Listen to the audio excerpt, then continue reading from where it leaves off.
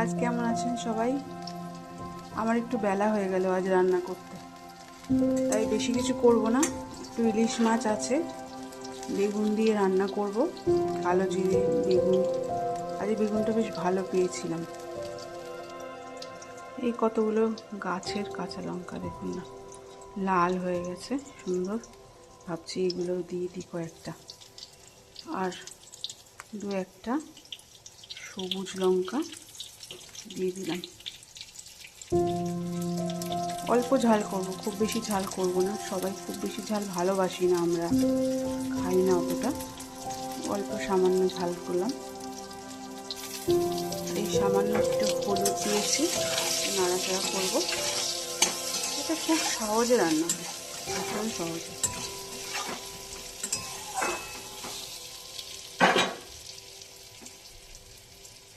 একটু জল দিয়ে দেবো।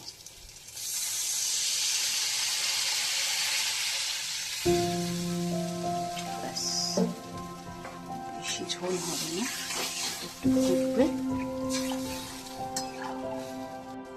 এর মধ্যে এখন এই ইলিশ মাছগুলো নুন মাখিয়ে রেখেছিলাম, ভাজবো না, ফ্রেশ তো মাছটা, তাই এমনি এর মধ্যে দিয়ে দেবো।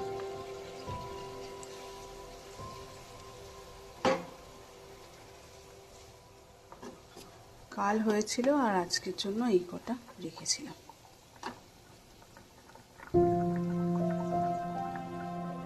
ঢাকা দিয়ে দিলাম, ফুটুক, মিনিট 5 ফুটুক। দাঁড়ান, আপনাদের একটা জিনিস দেখাই। এই যে, চিনতে পারছেন তো? দুজনে মারামারি করে সব সময়, একটা অটো একটা টোটো। অটো আর টোটো, অটো না অটো। এই যে এটা হচ্ছে অটো আর এটা হচ্ছে টোটো।